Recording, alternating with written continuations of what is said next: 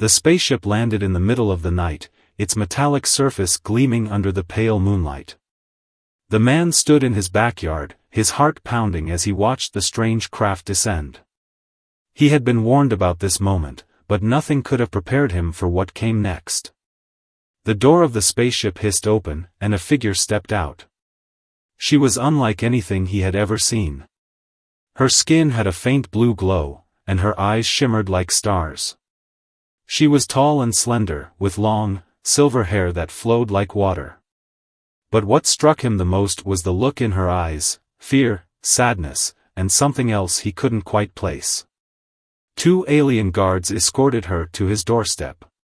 They spoke in a language he couldn't understand, but their tone was cold and commanding. They handed him a device that translated their words into English. "This is your punishment," one of the guards said, gesturing to the girl. "She is now your responsibility. Treat her as you see fit." Before he could ask any questions, the guards returned to their ship and disappeared into the night. The man stood there, staring at the alien girl, unsure of what to do. She looked at him with pleading eyes, as if begging him not to hurt her. He took a deep breath and gestured for her to come inside. She hesitated for a moment, then followed him into the house. He offered her a seat, but she remained standing, her eyes darting around the room as if expecting danger. "My name is John," he said, trying to sound calm. "What's your name?" She didn't respond. Instead, she reached out and touched his hand. A sudden surge of energy passed through him, and he felt a strange connection, as if he could sense her emotions. Fear, pain, and a glimmer of hope. Before he could process what had happened, she pulled her hand away and stepped back. Her eyes widened, and she whispered something in her language. The device translated her words. "You are different. You can help me." John's heart raced. What had he gotten himself into? John spent the next few days trying to make the alien girl feel at ease.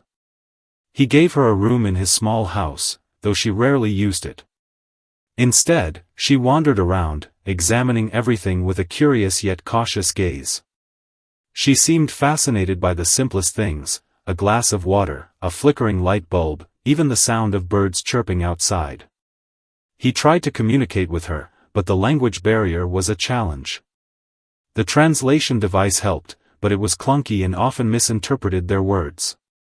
Despite this, they managed to form a fragile understanding. One evening, as they sat by the fireplace, John decided to ask her about her past. "Why were you sent here?" he asked, his voice gentle. She hesitated, her glowing eyes fixed on the flames. "I disobeyed," she said finally. "My people, they do not forgive." "What did you do?" She looked away, her expression pained. "I questioned their ways. They see humans as inferior. But I believed there was more to your kind. They saw this as betrayal." John frowned. "So they sent you here as punishment?" She nodded. "To live among those they consider beneath us. To suffer." Her words stung, but John understood. She wasn't trying to insult him, she was simply stating what she had been taught. "Do you still believe that?" he asked. "That humans are inferior?" She turned to him, her eyes searching his face. "I do not know," she admitted. "But you are different. You have shown me kindness. I did not expect that." John smiled faintly. "Not all humans are the same. Just like not all aliens are the same, I guess." For the first time, he saw a flicker of a smile on her lips. It was small, but it was there. Over the next few weeks, their bond grew stronger. John taught her about Earth, its cultures, its history, its beauty. She, in turn, shared glimpses of her world, though she was careful not to reveal too much. One day, while they were walking through the woods near his house, she stopped suddenly. Her eyes widened, and she grabbed his arm. "What is it?" John asked, alarmed. They are coming, she whispered. Who? The ones who sent me. They will not let me go so easily. Before John could respond, a loud noise echoed through the trees. They turned to see a group of figures approaching, tall, armored, and unmistakably alien. John's heart raced. Run, he shouted, grabbing her hand. They sprinted through the woods, the sound of their pursuers growing louder behind them. John didn't know where they were going, but he knew they couldn't stop. As they reached a clearing, the alien girl suddenly pulled him to a halt. What are you doing? He gasped. She looked at him, her eyes filled with determination. I cannot keep running. It is time to face them. Are you crazy? They'll kill us. Trust me, she said firmly. Before he could argue, she stepped forward and raised her hands. A brilliant light erupted from her palms, blinding John momentarily. When his vision cleared, he saw the alien figures frozen in place, their weapons lowered. The girl turned to him, her expression a mix of exhaustion and relief. What did you do? John stammered. I bought us time, she said. But they will not stay like this for long. We must go. John nodded, still in shock. As they ran, he realized that there was much more to her than he had thought. She wasn't just a victim, she was powerful, brave, and determined. And he was starting to care about her more than he had ever expected. John and the alien girl ran until they could no longer hear the sounds of their pursuers. They found shelter in an old, abandoned cabin deep in the woods. The place was dusty and falling apart, but it was hidden enough to keep them safe, for now. John collapsed onto a rickety chair, trying to catch his breath. The alien girl stood by the window, her glowing eyes scanning the trees outside. She looked tense, her shoulders stiff and her hands clenched into fists. Who are they? John asked, breaking the silence. Why are they after you? She turned to him, her expression grim. They are enforcers, she explained. Sent to ensure I do not escape my punishment. My people do not tolerate disobedience.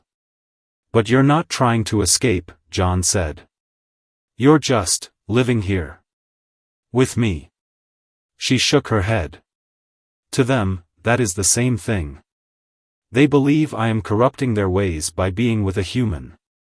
They will not stop until I am back in their custody, or worse. John felt a knot form in his stomach.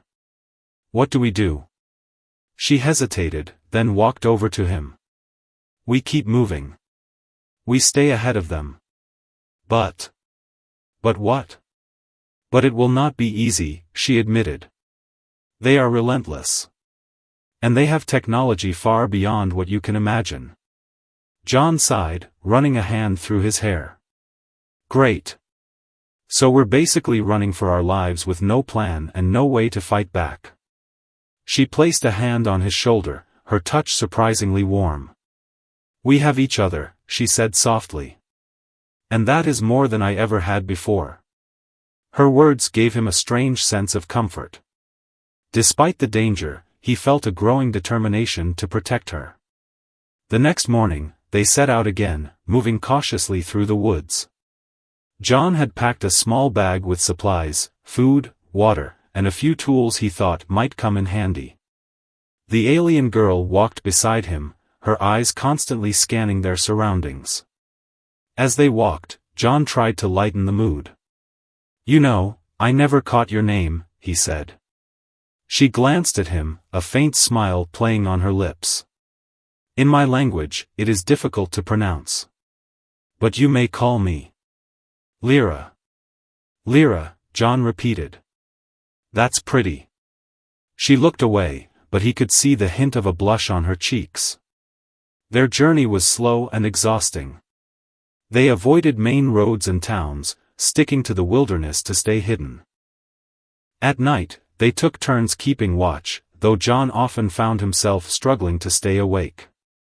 One evening, as they sat by a small campfire, Lyra suddenly tensed. What is it?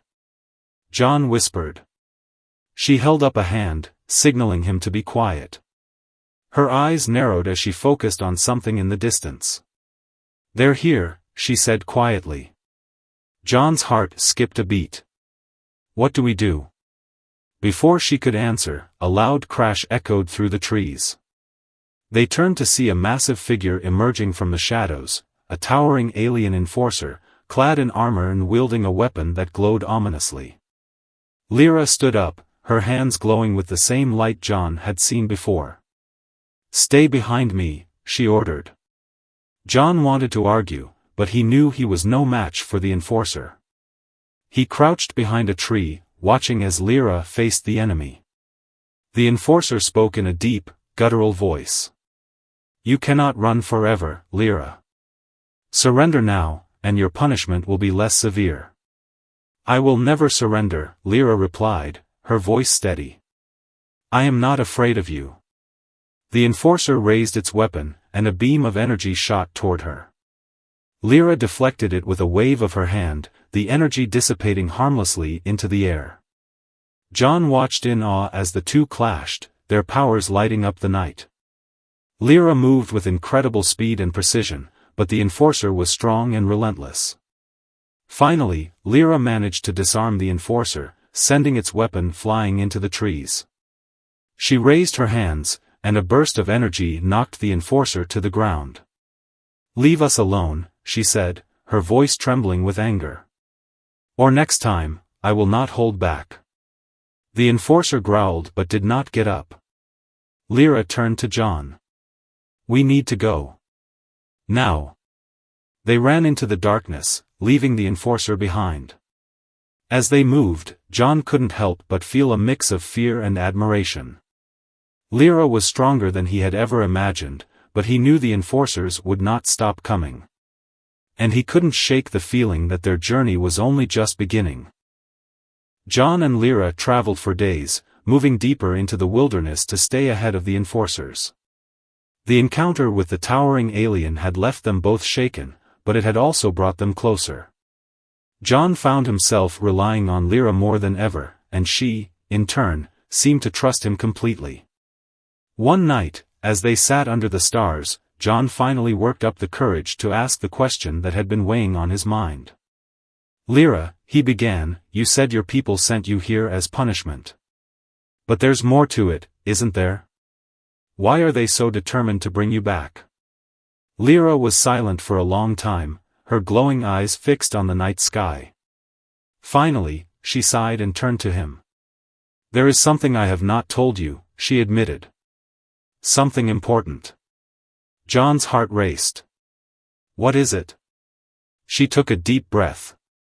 "I was not sent here just as punishment. I was sent here to observe." "Observe?" John repeated, confused. "Yes," she said. "My people have been watching Earth for a long time. They see your world as a threat, a planet full of chaos and destruction. They believe humans are dangerous and must be controlled." John frowned. "But why send you? What were you supposed to do?" "I was supposed to gather information," she explained. "To learn about your weaknesses, your vulnerabilities. But when I arrived, I saw something else. I saw kindness, compassion, and the potential for greatness. I could not bring myself to complete my mission." John stared at her, stunned. "So you disobeyed them?" She nodded. "I refused to send the information they wanted. I told them they were wrong about humans. That is why they punished me. That is why they want me back." John felt a mix of emotions, anger, gratitude, and a deep sense of responsibility. "Lyra, this changes everything. If your people see Earth as a threat, they could attack us. We need to do something." "I know," she said softly. "But I do not know how to stop them. They are powerful, and they will not listen to me." John thought for a moment. What if we could prove them wrong? What if we could show them that humans are worth saving? Lyra looked at him, her eyes filled with hope. "How?" "I don't know," John admitted. But we have to try. We can't just keep running. We need to fight back. Lyra was silent for a while, then nodded. You are right. But it will not be easy. We will need help. Help from who? John asked. From others like me, she said. There are some among my people who feel the same way I do. They are afraid to speak out, but if we can reach them, they might join us. John felt a spark of hope. Then that's what we'll do. We'll find them and convince them to stand with us. Lyra smiled faintly. You are brave, John. Braver than I ever expected. John chuckled. I don't know about that. I'm just a guy trying to do the right thing. They sat in silence for a while, the weight of their mission settling over them. John knew the road ahead would be dangerous, but he also knew they couldn't give up. Too much was at stake. The next morning, they set out again, this time with a new purpose. Lyra led the way, using her knowledge of the stars to guide them. John followed, his mind racing with thoughts of what lay ahead. As they walked, Lyra suddenly stopped and pointed to the horizon. There, she said. That is where we need to go. John squinted, trying to see what she was pointing at. In the distance, he could just make out the outline of a mountain range. What's there? He asked. A place where we might find allies, she replied. But it will not be easy to reach. The journey will be dangerous. John nodded. Then we'd better get moving. They continued on, their determination stronger than ever. But as they approached the mountains, they noticed something strange, a faint glow coming from the rocks. What is that?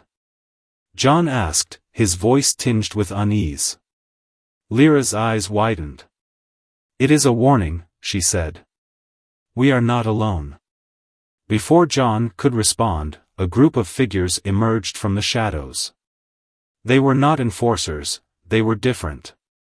Tall and slender, with glowing eyes like Lyra's, but their expressions were cold and unwelcoming. One of them stepped forward, his voice sharp and commanding. You should not have come here, Lyra. Lyra's face paled. Kale, she said, her voice trembling. I did not expect to find you here. The alien, Kale, glared at her. You have brought a human to our sanctuary. Do you realize what you have done? John stepped forward, trying to sound calm. We're not here to cause trouble. We need your help. Kale's eyes narrowed. Humans are not welcome here. Leave now, or face the consequences. Lyra looked at John, her expression filled with regret. I'm sorry, she whispered. I did not know it would be like this. John clenched his fists, his determination unwavering. We're not leaving, he said firmly. Not until we've said what we came to say. Kale raised a hand, and the other aliens stepped forward, their eyes glowing with menace. John and Lyra stood their ground, ready to face whatever came next. The tension in the air was palpable as John and Lyra faced Kale and the other aliens. John could feel his heart pounding, but he refused to back down. He knew this was their only chance to find allies, and he wasn't about to let it slip away. Listen, John said, his voice steady despite the fear gnawing at him. We're not here to cause trouble. We're here because we need your help. Lyra's people are planning something terrible, and if we don't stop them, it could mean the end of everything we know. Kale's expression remained cold, but John noticed a flicker of hesitation in his eyes. And why should we care about what happens to humans? Kale asked. Your kind has brought nothing but chaos to this planet.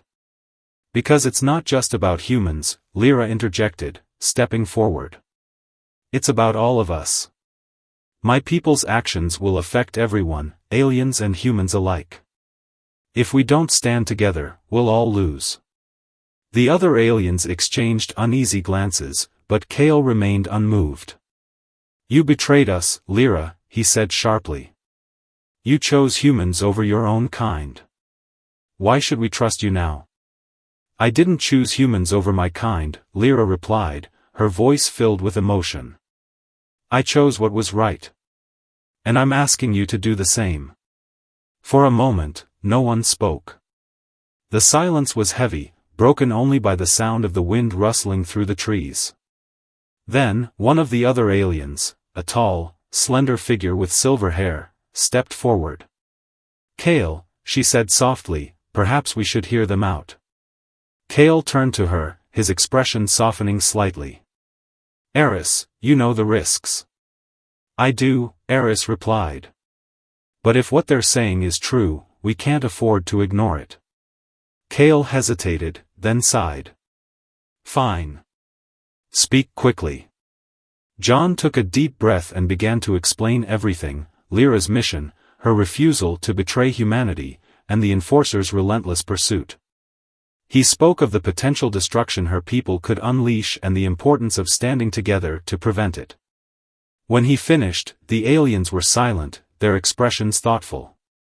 Finally, Eris spoke. If what you say is true, then we have no choice but to act, she said. But this will not be easy. Lyra's people are powerful, and they will not hesitate to destroy anyone who stands in their way. We know, John said. But we have to try. For the sake of everyone. Kale crossed his arms, his gaze shifting between John and Lyra. And what is your plan? Lyra stepped forward.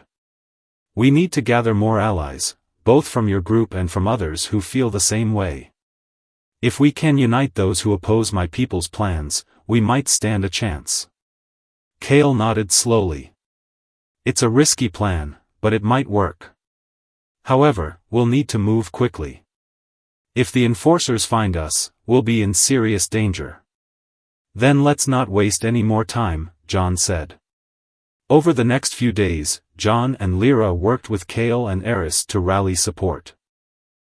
They traveled to hidden enclaves and secret meeting places, spreading their message and gathering allies. Not everyone was willing to join them, some were too afraid, while others simply didn't care, but slowly, their group began to grow. One evening, as they prepared to move to a new location, John pulled Lyra aside. Are you sure about this? He asked. I mean, we're asking a lot of people to risk their lives. Lyra nodded. I know it's dangerous, but we don't have a choice. If we don't fight back, there won't be anything left to save. John sighed. I don't want to lose you. Lyra smiled faintly and placed a hand on his arm. You won't. We're in this together, remember? John nodded, feeling a surge of determination. Together. As they continued their journey, they faced numerous challenges, narrow escapes from Enforcers, treacherous terrain, and the constant fear of betrayal. But through it all, their bond grew stronger. John found himself relying on Lyra's strength and wisdom, while she drew courage from his unwavering optimism. One night, as they camped in a hidden valley, Eris approached John. You've done well, she said. Not many humans would have the courage to do what you're doing. John shrugged. I'm just trying to do what's right. Eris studied him for a moment, then nodded. You're more than just a human, John. You're a leader. And we're lucky to have you on our side. Her words stayed with John as he lay down to sleep that night. He knew the road ahead would be difficult, but he also knew they were fighting for something worth fighting for. The next morning, they received word of a secret meeting, a gathering of those who opposed Lyra's people's plans. It was their best chance to unite their forces and prepare for the battle ahead. As they set out for the meeting place, John felt a mix of excitement and fear. This was it, the beginning of their mission. But as they approached the location, they noticed something strange. The area was eerily quiet, with no signs of life. Something's wrong, Lyra whispered. Before anyone could react, a loud explosion rocked the ground. They turned to see a group of Enforcers emerging from the shadows, their weapons glowing ominously. It's a trap. Kale shouted. John's heart raced as he realized the truth. They had been betrayed. The enforcers advanced quickly, their weapons trained on John, Lyra, and their small group of allies. The air was thick with tension, and John could feel his heart pounding in his chest. He glanced at Lyra, who stood beside him, her glowing eyes filled with determination. "We need to split up," Kale said urgently. "It's the only way to confuse them." "No," Lyra replied firmly. "If we separate, they'll pick us off one by one. We stand a better chance if we stay together." John nodded in agreement. "She's right. We need to fight as a team." Kale hesitated, then relented. "Fine. But we need to move quickly." The group formed a tight circle, their backs to each other as they prepared to face the enforcers. Lyra's hands began to glow, and John could feel the energy radiating from her. "Stay close to me," she whispered to John. The enforcers attacked without warning, their weapons firing beams of energy that lit up the night. Lyra raised her hands, creating a shield that deflected the blasts. The force of the impact sent shockwaves through the air, but the shield held. "We can't keep this up forever," Eris shouted, her voice strained. "We don't have to," Lyra replied. "We just need to buy enough time to escape." John looked around, searching for a way out. The enforcers were closing in, their numbers overwhelming. He knew they couldn't hold them off for long. "There," he shouted, pointing to a narrow path leading into the mountains. "If we can make it to the rocks, we might be able to lose them." "Go," Kale ordered. "We'll cover you." John and Lyra didn't hesitate. They sprinted toward the path, with Kale and Eris close behind. The enforcers pursued them, their weapons firing relentlessly. As they reached the rocks, Lyra turned and raised her hands again. A burst of energy shot from her palms, creating a wall of light that blocked the enforcers' path. "That won't hold them for long," she said, her voice trembling with exhaustion. "Then let's keep moving," John urged. They climbed higher into the mountains, the terrain becoming more treacherous with every step. The air grew thinner, and John could feel his strength waning. But he pushed on, determined not to give up. Finally, they reached a small cave hidden among the rocks. It was cramped and dark, but it offered a temporary refuge. "We'll rest here for a while," Kale said, his breathing heavy. "But we can't stay long." John collapsed onto the ground, his body aching from the exertion. Lyra sat beside him, her glow dimmed by fatigue. "Are you okay?" he asked, his voice filled with concern. She nodded weakly. "I'll be fine. But we need to figure out our next move." Kale and Eris joined them, their expressions grim. "We were betrayed," Eris said, her voice filled with anger. "Someone must have tipped off the enforcers." "But who?" John asked. Kale's eyes narrowed. "It could be anyone. There are those among us who still fear Lyra's people. They might have thought turning us in would save themselves." Lyra shook her head. "We can't let this divide us. If we start doubting each other, we'll never succeed." John agreed. "She's right. We need to trust each other now more than ever." The group fell silent, the weight of their situation settling over them. John knew they were running out of time and options. But he also knew they couldn't give up. "We need to find a way to contact the others," Lyra said finally. "If we can warn them about the betrayal, we might still have a chance." "But how?" Eris asked. "The enforcers will be watching every move we make." John thought for a moment, then an idea struck him. "What if we use the enforcers' own technology against them?" "Lyra, you said they have communication devices, right?" Lyra's eyes lit up. "Yes. If we can get our hands on one, we might be able to send a message to our allies." "It's risky," Kale warned. "But it might be our only option." The group agreed to the plan, and after a brief rest, they set out again. This time, their goal was clear: find an enforcer and steal their communication device. As they moved through the mountains, they stayed alert, their senses heightened by the constant threat of danger. The enforcers were still searching for them, and every sound made John's heart race. Finally, they spotted a lone enforcer patrolling a narrow ridge. "That's our chance," Lyra whispered. Kale and Eris nodded, their expressions determined. "We'll create a distraction," Kale said. "You two get the device." John and Lyra waited as Kale and Eris moved into position. Then, with a sudden burst of energy, Kale and Eris attacked, drawing the enforcer's attention. John and Lyra seized the opportunity, moving quickly and quietly toward the enforcer. Lyra's hands glowed as she prepared to disable the enforcer's weapon. But just as they reached the enforcer, it turned and spotted them. "Now!" John shouted. Lyra unleashed a burst of energy, knocking the enforcer off balance. John lunged forward, grabbing the communication device from the enforcer's belt. "Got it," he exclaimed. But before they could celebrate, the enforcer recovered and raised its weapon. "Run!" Lyra shouted. They sprinted back toward the cave, the enforcer's weapon firing wildly behind them. Kale and Eris joined them, and together they managed to lose the enforcer in the maze of rocks. Back in the cave, John handed the communication device to Lyra. "Can you make it work?" he asked. She nodded, her fingers moving quickly over the device. After a few tense moments, the device hummed to life. "It's working," she said, her voice filled with relief. John felt a surge of hope. They had a chance to warn their allies and regroup. But as Lyra began to send the message, a sudden noise outside the cave made them freeze.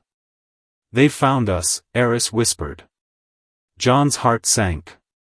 They were out of time. The sound of heavy footsteps echoed outside the cave, growing louder with each passing second. John's heart raced as he exchanged a worried glance with Lyra. The enforcers had found them, and there was no way out. "We need to move," Kale whispered urgently. "Now." Lyra quickly finished sending the message through the stolen communication device, her fingers trembling as she worked. "Done," she said, her voice barely audible. "The others will know what's happening." "Good," John replied, his voice tight with fear. "But we need to get out of here before." Before he could finish, a blinding light flooded the cave. The enforcers had arrived, their weapons glowing ominously as they stepped inside. "There's no escape," one of the enforcers growled, his voice deep and menacing. "Surrender now, and we might spare your lives." John clenched his fists, his mind racing. He knew they couldn't fight their way out, there were too many of them. But he also couldn't let them capture Lyra. "Stay behind me," Lyra whispered, stepping in front of John. Her hands began to glow, and the air around her crackled with energy. "Lyra, don't," John said, his voice filled with desperation. "You're exhausted. You can't." "I have to," she interrupted, her voice firm. "It's the only way." Before John could stop her, Lyra unleashed a powerful burst of energy, sending the enforcers stumbling backward. The force of the blast shook the cave, and rocks began to fall from the ceiling. "Run!" Lyra shouted, her voice strained. John hesitated, but Kale grabbed his arm and pulled him toward the cave's narrow exit. "We have to go," Kale urged. John glanced back at Lyra, who was struggling to maintain the energy shield. Her glow was fading, and he could see the exhaustion in her eyes. "I'm not leaving her," John said, pulling free from Kale's grip. He ran back to Lyra, just as the enforcers recovered and began to advance again. Lyra turned to him, her expression a mix of frustration and fear. "John, you need to go," she said, her voice trembling. "Not without you," he replied firmly. Lyra's eyes softened, but before she could respond, one of the enforcers fired a blast of energy directly at them. John instinctively pushed Lyra out of the way, but the blast struck him in the shoulder, sending him crashing to the ground. "John!" Lyra screamed, rushing to his side. John groaned in pain, his vision blurring. He could feel the heat from the blast spreading through his body, but he forced himself to stay conscious. "I'm okay," he muttered, though the pain was overwhelming. Lyra's hands glowed as she placed them over his wound, her energy soothing the pain. But the effort was too much, and her glow flickered weakly. The enforcers closed in, their weapons aimed at Lyra. "This is your last chance," one of them said. "Surrender, or we'll take you by force." Lyra looked at John, her eyes filled with tears. "I'm sorry," she whispered. Before John could respond, a sudden noise echoed through the cave. The enforcers turned, their weapons raised, as a group of figures emerged from the shadows. It was their allies. "We got your message," one of them said, stepping forward. "And we're here to help." The cave erupted into chaos as the allies clashed with the enforcers. Lyra used the distraction to help John to his feet, her strength fading with every step. "We need to get out of here," she said, her voice weak. John nodded, leaning on her for support. Together, they stumbled toward the exit, with Kale and Eris close behind. As they reached the mouth of the cave, John turned to look back. The battle was intense, but their allies were holding their own. "They'll be okay," Kale said, noticing John's hesitation. "We need to keep moving." John nodded, though his heart ached at the thought of leaving their allies behind. But he knew Kale was right, they had to keep going. They moved as quickly as they could, putting as much distance between themselves and the cave as possible. Lyra's strength was nearly gone, and John could feel her leaning more heavily on him with each step. Finally, they reached a small clearing, where they could rest for a moment. John gently helped Lyra sit down, his own shoulder throbbing with pain. "You saved me," Lyra said softly, her eyes filled with gratitude. "You saved me first," John replied with a weak smile. Lyra reached out and touched his hand, her energy flowing into him and easing his pain. But the effort was too much, and her glow faded completely. "Lyra!" John exclaimed, catching her as she slumped forward. Her breathing was shallow, and her skin was pale. John felt a surge of panic as he realized how weak she was. "We need to get her help," Eris said, her voice filled with concern. "But where?" John asked, his voice breaking. Kale looked around, his expression grim. "There's a place not far from here, a hidden sanctuary. It's risky, but it's our only chance." John nodded, his determination renewed. "Then let's go." They carried Lyra through the forest, her weight light but her condition worsening with every passing minute. John refused to give up, his mind focused on one thing, saving her. As they approached the sanctuary, a group of figures emerged from the trees. John tensed, ready to fight, but Kale held up a hand. "They're friends," he said. The figures stepped forward, their expressions filled with concern. One of them, a tall alien with silver hair, knelt beside Lyra and placed a hand on her forehead. "She's weak," the alien said, "but she'll survive. Bring her inside." John felt a wave of relief as they carried Lyra into the sanctuary. He knew the road ahead would still be difficult, but for now, they were safe. And he wasn't about to let anything happen to her. The sanctuary was a hidden haven, nestled deep within the mountains. Its walls were made of smooth, glowing stone, and the air was filled with a sense of calm. John carried Lyra inside, his heart heavy with worry. The tall alien who had greeted them, introduced as Vera, led them to a quiet room where Lyra could rest. "She will recover," Vera assured John, her voice soothing. "But she needs time." John nodded, though his mind was racing. The battle with the enforcers had been a close call, and he knew it was only a matter of time before they were found again. "We need to prepare," Kale said, his voice low. The enforcers won't stop until they have Lyra. And if they find this place. He didn't need to finish the sentence. John understood the stakes. Over the next few days, the group worked tirelessly to fortify the sanctuary and plan their next move. John spent most of his time by Lyra's side, watching over her as she slept. Her glow had returned slightly, but she was still weak. One evening, as the sun dipped below the horizon, Lyra finally woke. Her eyes fluttered open, and she turned to John with a faint smile. "You're still here," she said softly. "Of course," John replied, squeezing her hand. "I'm not going anywhere." Lyra's smile faded as she remembered what had happened. "The enforcers, they'll come for us, won't they?" John nodded. "But we're ready. We've been preparing. And we're not alone anymore." Lyra sat up slowly, her strength gradually returning. "We need to end this," she said, her voice filled with determination. "We can't keep running. We have to face them." John hesitated. "Are you sure you're strong enough?" "I have to be," Lyra replied. "This is my fight, too."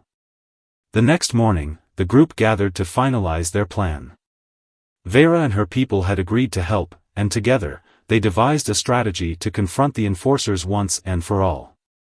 "We'll draw them into the valley," Kale explained, pointing to a map. "It's narrow, which will limit their numbers. And we'll have the high ground." "What about Lyra?" John asked, his voice filled with concern. "I'll be with you," Lyra said firmly. "I can't sit back while everyone else fights." John wanted to argue, but he knew she was right. They needed her strength and her powers if they were going to stand a chance. As the sun rose, the group set out for the valley. The air was thick with tension, but there was also a sense of unity. They were fighting for something bigger than themselves, and that gave them strength. When they reached the valley, they took their positions and waited. It didn't take long for the enforcers to arrive. The enforcers marched into the valley, their weapons glowing and their expressions grim. At the front of the group was a tall, imposing figure, Commander Drac, the leader of the enforcers. "This ends now," Drac declared, his voice echoing through the valley. "Surrender, and we might show mercy." "We're not surrendering," Lyra replied, stepping forward. Her glow was bright, and her voice was steady. "We're standing up for what's right." Drac sneered. "You're a traitor, Lyra. And traitors don't deserve mercy." With a wave of his hand, Drac signaled the enforcers to attack. The battle began in an instant, the valley erupting into chaos. John fought alongside Kale and Eris, using every ounce of strength he had. The enforcers were powerful, but the group's determination and unity gave them an edge. Lyra stood at the center of the battle, her hands glowing as she unleashed bursts of energy. She moved with precision and grace, her powers stronger than ever. But even she couldn't hold them off forever. As the battle raged on, John noticed Drac moving toward Lyra. He was holding a strange device, a weapon unlike anything John had seen before. "Lyra, look out!" John shouted, sprinting toward her. But he was too late. Drac fired the weapon, and a beam of energy struck Lyra, sending her crashing to the ground. "No!" John screamed, rushing to her side. Lyra's glow flickered weakly, and her breathing was shallow. John felt a surge of anger and desperation as he turned to face Drac. "You'll pay for this," John said, his voice filled with rage. Drac laughed. "You're just a human. What can you do?" John didn't respond. Instead, he charged at Drac, using every ounce of strength he had. The two clashed, their struggle intense and brutal. Meanwhile, Kale and Eris fought to hold off the other enforcers, their determination unwavering. As John and Drac grappled, Lyra slowly rose to her feet. Her glow returned, brighter than ever, and she raised her hands. "John, move," she shouted. John rolled out of the way just as Lyra unleashed a massive burst of energy, striking Drac and sending him flying. The enforcers, seeing their leader defeated, began to retreat. The battle was over. John rushed to Lyra's side, his heart filled with relief. "You did it," he said, his voice trembling. Lyra smiled weakly. "We did it." The valley fell silent as the enforcers retreated, their once imposing presence now reduced to scattered figures fleeing into the distance. John knelt beside Lyra, his hands trembling as he helped her sit up. Her glow was dim, but her eyes were filled with a quiet strength. "You scared me," John said, his voice breaking. "I thought I'd lost you." Lyra smiled faintly, her hand reaching up to touch his face. "You didn't. I'm still here." Around them, their allies began to gather. Kale and Eris approached, their expressions a mix of exhaustion and relief. Vera and her people stood nearby, their glowing eyes watching the scene with quiet pride. "We did it," Kale said, his voice filled with awe. "We actually did it." John looked around at the group, his heart swelling with gratitude. "We couldn't have done it without all of you. Thank you." Vera stepped forward, her silver hair shimmering in the fading light. "This victory belongs to all of us. But the fight is not over.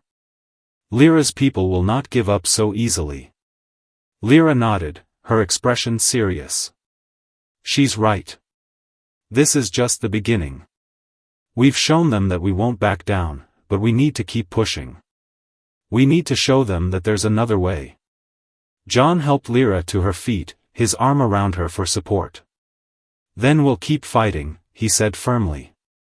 Together. The group returned to the sanctuary, where they spent the next few days recovering and planning their next steps. Lyra's strength gradually returned, and with it, her determination to bring about change. One evening, as the sun set over the mountains, John and Lyra stood outside the sanctuary, looking out at the horizon. The sky was painted in shades of orange and pink, and the air was filled with the sounds of nature. "It's beautiful," Lyra said softly. John nodded. "It is. And it's worth fighting for." Lyra turned to him, her glowing eyes filled with emotion. "John, I don't know what I would have done without you. You've given me hope. You've shown me that there's still good in this world." John smiled, his heart swelling with affection. "You've done the same for me, Lyra. You've shown me that there's more to life than just surviving. That there's something worth fighting for." Lyra reached out and took his hand, her touch warm and comforting. "Whatever happens next, I'm glad we're in this together." John squeezed her hand, his voice filled with determination. "We'll face it together. No matter what." Over the next few weeks, the group worked tirelessly to build alliances and spread their message. They reached out to other alien factions, sharing their story and their vision for a better future. Not everyone was willing to listen, but slowly, their movement began to grow.